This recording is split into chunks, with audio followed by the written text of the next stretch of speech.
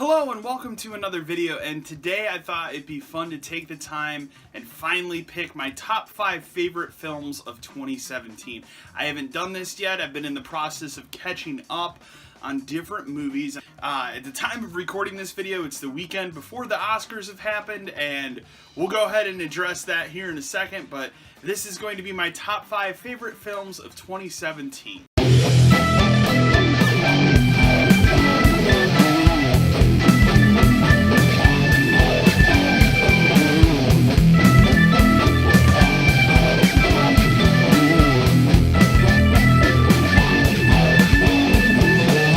Now, I want to throw up a little disclaimer at the beginning of this video before we get to my 5 favorite movies of 2017. No Oscar movies this year are in my top 5 favorite films of 2017. None at all. It's been a very disappointing and weak year for Oscar movies. I haven't seen them all yet. I've seen a good chunk of them. In the last week, I've been kind of catching up right here before the Oscars air to see them, and I have to say I've just been kind of disappointed and let down this year. Now again, I haven't seen everything, but I'll quickly go through the ones that I have. I watched Lady Bird. Lady Bird to me was good, but I didn't feel it was any different or any more special than movies that have done a coming-of-age story before. You know, this goes way back in cinema, and I think the only thing that differentiates this film from other coming-of-age films is that it's set in 2002, and being that I happened to be in high school at the time that this movie takes place, I just felt like maybe I'd have more of a connection with it, and I really just didn't. The performances are outstanding in the movie, and don't get me wrong, Laurie Metcalf is awesome as the mom in that movie. However, I just walked away from it disappointed. Secondly, I want to talk about 3 Billboards Outside of Ebbing, Missouri. I was really disappointed by this movie, and part of my problem with it isn't the performances. The performances are fantastic in it. Obviously, Frances McDormand, she's always good in everything that she does. She's going to easily win the Oscar this year. Sam Rockwell, phenomenal performance. He also will win the Best Supporting Actor nod that he got. And then you have Woody Harrelson, who's also up for the same award as Sam Rockwell. He does a phenomenal job of this movie as well. The acting is not the problem with 3 Billboards. My problem with this movie is its story and its pacing, and the fact that when this movie ends, spoiler, there's really no reconciliation for everything that happens in the movie, and that's why I found it disappointing. And then finally, I just recently watched The Shape of Water, and I like The Shape of Water, don't get me wrong. Out of those 3 Oscar nod movies that I watched, The Shape of Water was my personal favorite. However, there's things about that movie that I thought was just a little bit much, and if you've seen the movie, you know exactly what I'm talking about. Still, I think it was a good movie. However, at the end of the day, I didn't really feel the connection for the creature in that movie that I feel that the movie set out for me to have. And for that reason, I didn't think it was as great as everybody's talking about. There's still great performances in it. You know, Michael Shannon, my buddy, I love Michael Shannon to death, and just about anything he puts out, I'll watch. And he's awesome in this movie. He plays your typical bad guy with a quirk, and he's great in this movie, but I still just didn't feel like it was an Oscar-worthy movie. However, some aspects of it are. The cinematography and the directing in this movie are just top-notch. This movie has a ton of colors that just pop, and I look forward to seeing it win some of those awards, but performance-wise, it's fine. I think in any other year, if there were stronger Oscar contenders, it probably wouldn't have even been nominated. That's just my opinion. So those are the couple Oscar nod movies I've seen thus far. I want to talk about some honorable mentions before I get to my top 5 here. Honorable mentions are going to include Get Out. Now, Get Out is nominated for some things. I loved this movie. I thought it was a great throwback to some of the 60s and 70s horrors, but there were enough good twists, and it had enough of a good modern-day take on the genre, and I think it was a very important film, and I would love to see Jordan Peele win the Oscar for Best Original Screenplay. I know he's up for that, and I think this movie deserves it, just simply because of all the twists and turns that the script took, and it really kind of surprised me, and that's what I want out of a good thriller, is the surprise and shock, and that movie has it. Another honorable mention I want to throw in here is Alien Covenant. A lot of people really shit all over Alien Covenant. I really enjoyed this movie. I have my issues with it, as I've stated before. I didn't need answers to where the aliens came from, or, you know, why xenomorphs exist. I've never had those questions. Sometimes I feel, especially in effective horror, the best questions asked are the ones that aren't answered. And if they would have stuck with that for Alien, I think we'd all be better off. I kind of got some answers in Prometheus. You know, some people will argue that the answers weren't that great. I felt that Alien Covenant beat you over the head with that answer a little bit too harshly. However, I still think there's a lot of good aspects of Alien Covenant. And as I've said before, Michael Fassbender is a phenomenal actor, and I love his character of David in both Prometheus and Alien Covenant. And I still cross my fingers and hope we get another Alien movie. That's kind of up in the air right now because of how poorly Alien Covenant did at the box office. But at the end of the day, I still really liked Alien Covenant. I thought it was a really, really good movie. Two other honorable mentions I want to throw out are two Marvel movies, Spider-Man Homecoming. I really loved Spider-Man Homecoming. They finally gotten the character of Spider-Man correct after the debacle that was Spider-Man 3 and the two really shitty Amazing Spider-Man movies that both are terrible. I feel like this is finally the Spider-Man movie that we've been waiting for since Spider-Man 2. Michael Keaton perfectly cast as the Vulture, and what I appreciated about Spider-Man Homecoming is every other superhero movie and comic book movie is about a CG villain wanting to take over the world, blow up the world, take over the universe, you know, like Guardians of the Galaxy 2. And what I enjoyed about Spider-Man Homecoming is that it is literally just a kid versus a bank robber. That was an awesome concept to me. I really enjoyed Spider-Man Homecoming. I think Tom Holland is an awesome Spider-Man. I can't wait to see him in Avengers Infinity War, and I really enjoyed it. The other Marvel movie I want to mention on this list is Thor Ragnarok. Thor Ragnarok is probably the most fun I've had with a Marvel movie since the original Ant-Man.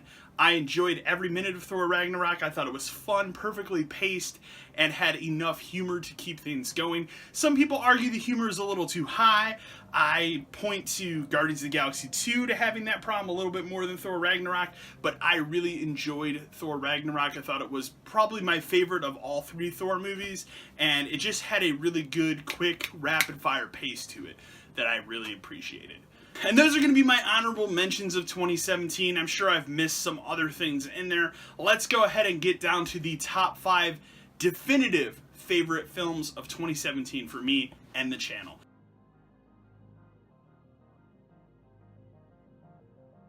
So number 5 on my list is going to be Wonder Woman. I loved Wonder Woman to death.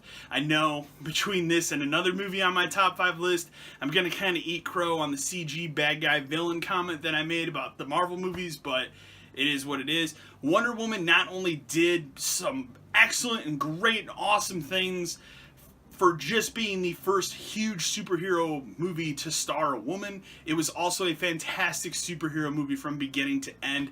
I've seen it about 3 times now. I enjoyed it. Gal Gadot, if I'm saying her name right, is perfectly cast as Wonder Woman, and between all the special effects, setting that movie during World War I, and every aspect of it, I loved it from beginning to end.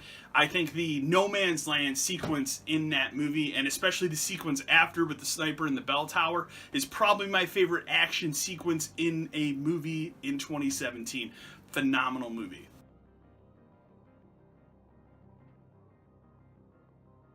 Number 4 on my list is actually going to be a Stephen King film adaptation, and it is It. Now, It, I thought was awesome. As someone who's a huge fan of the book and of the 1990 miniseries, I was really looking forward to this movie. I didn't anticipate how well this movie was going to do at the box office and how much of a cultural phenomenon it was going to become when it came out, but I loved every minute of it. It was perfectly cast. I think all the kids in this movie are excellent. I thought it was very well paced, and it was the first half of a larger story, and I can't wait for the sequel for it. Bill Skarsgård playing Pennywise. You know, one of the things going into this movie that I was so afraid of was someone else playing the character of Pennywise that isn't Tim Curry, and I think Bill Skarsgård really stepped up to the role in a way that I didn't expect, and they kind of kept his whole character and everything kind of under wraps in the trailers. They didn't really show a lot of him. They didn't have him speaking that much, and I thought that was a wise marketing decision going into the movie. I had no idea. That was my biggest fear walking in and walking out. I thought he was phenomenal as Pennywise. Really enjoyed it. I think it's the best horror movie of 2017, and I enjoyed it from beginning to end.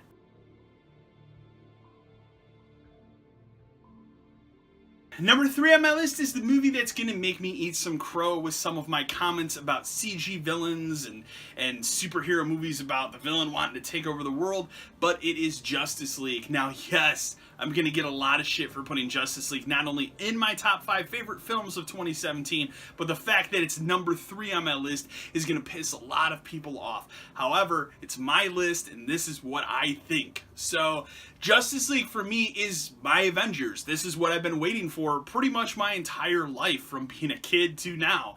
And I was so happy to walk into Justice League and walk out and see everything kind of perfectly aligned. You know, the DC Extended Universe has had kind of a rocky start. Some people really liked Man of Steel. Some people were pissed off about the end of that movie. Critically, a lot of people hated Batman v Superman. I'm in the camp where I think that movie's fine. It has its issues, but at the end of the day, I enjoyed it. Justice League is where I wanted to see all of these characters end up, and I think by the end of this movie, all of the heroes are exactly where they need to be to make this thing go on from Justice League. I think, considering what a hack job Justice League was, you know, you think about everything that happened behind the scenes with Zack Snyder and his kid, and then Joss Whedon coming in and taking over and kind of patching this movie together, Warner Brothers coming in and demanding that the movie be under 2 hours long. I think for everything that was going against this movie, it turned out as perfect as I would have wanted it to. I liked all the characters really get along with each other, and there's a real chemistry between them. I enjoyed, even like going into it, I didn't think I was going to care for this movie version of The Flash, being a fan of the TV show, and I didn't think I'd really give a shit about the character of Cyborg because I never really have, and I walked out thinking that both those characters were really good. Obviously, I'm a huge fan of Jason Momoa playing Aquaman, and he was freaking awesome as Aquaman in this movie, and I cannot wait for the Aquaman movie coming later this year. And obviously, you have Gal Gadot as Wonder Woman, and she's just as good as she was in the Wonder Woman movie, and she's kind of the shining beacon of hope for the DCEU film franchise, and she does a great job here as well. And then obviously, I have to talk about Ben Affleck as Batman. I've seen a lot of people give his character shit in this movie because he's kind of really turned around from being the nitty-gritty Batman to a more happy-go-lucky Batman. I enjoyed this in this movie because it's not a Batman we get to see every day. He was so much the animated series Batman, it's insane to me. And he's very good in this movie, kind of bringing this team together, but also he just has good moments. You know, there's a lot of good quips and stuff. Other things I want to say about Justice League, I enjoyed that they brought back the old theme music from the '89 Batman as his theme. I think that was awesome. You know, honestly, at the end of the day, yeah, you can shit over the villain of Steppenwolf being terrible, and he is terrible. He's as bad as pretty much every Marvel movie villain. However, this movie worked for me on the level that Avengers worked for a lot of Marvel fans, and for that reason, I really enjoyed it. I really hope the DCU sticks around and they continue their plans. All I want is a Ben Affleck Batman movie. I really hope that it happens because I think the character deserves it at this point. That's number 3 on my list, is Justice League.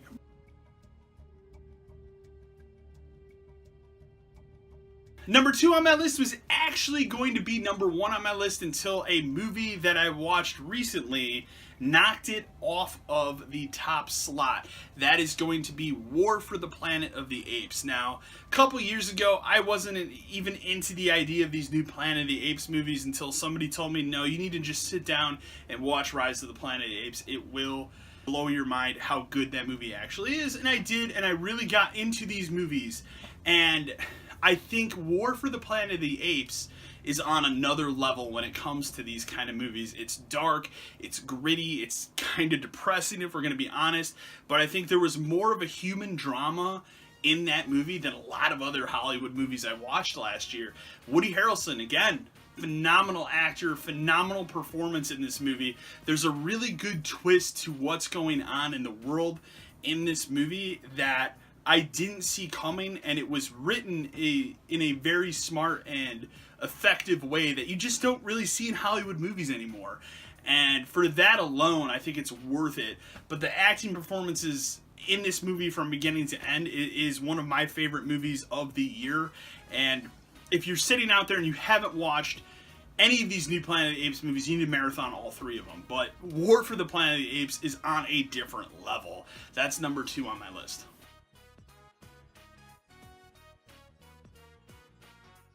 And then finally, number 1 on my list. What could number 1 be on my list? Favorite movie of 2017.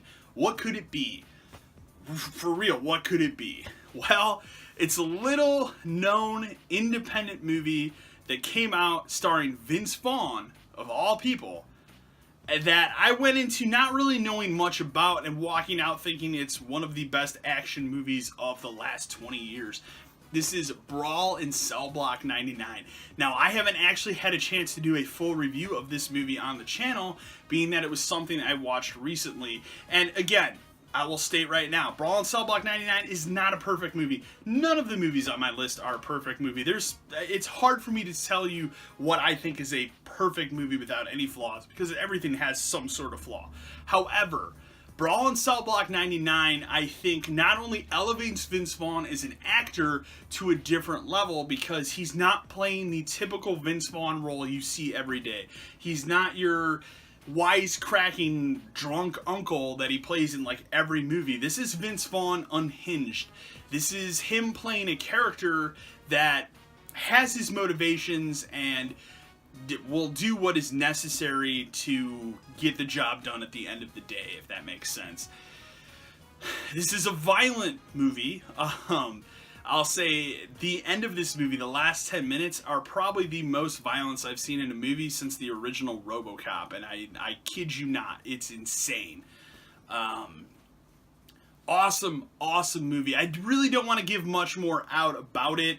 It has, if there's one negative thing I'll say about it, it starts slow. The first 45 minutes of the movie aren't, like, if you're going to this movie thinking it's going to be this wall-to-wall action flick, it's not. It takes 45 minutes to kind of get to the point where he's in prison, and the movie starts to really develop and unfold what's going to happen, but it just keeps escalating in a way that I found incredibly satisfying, and by the end of this movie, you are rooting for Vince Vaughn's character. Awesome film. Favorite film of 2017. It's a little known. I actually went out and bought the 4K Blu-ray of that movie because I liked it that much. I've seen it twice now, and I highly recommend it. Favorite film of 2017. If you haven't had a chance yet, Brawl in Cell Block 99. Awesome movie. Anyways, guys, I'd love to hear what your favorite movies of 2017 are, what you liked, what you disliked. I toyed with the idea of doing a top 5 worst films of 2017, but I realized that all 5 entries on that list would just be a cure for wellness, and that's not going to do anybody good. I've already bitched and moaned about that movie enough on this channel. You can go watch that review. I will still tell you it is still, at the time of this recording, the worst movie I've ever seen. So, anyways, guys, I'd love to know, what were your 5 favorite films of 2017? Do you think I'm a crazy person for putting movies like Justice League and Wonder Woman above Oscar-nodded movies? I'd love to know. Remember to like, share, and subscribe to the channel. And as always, until next time.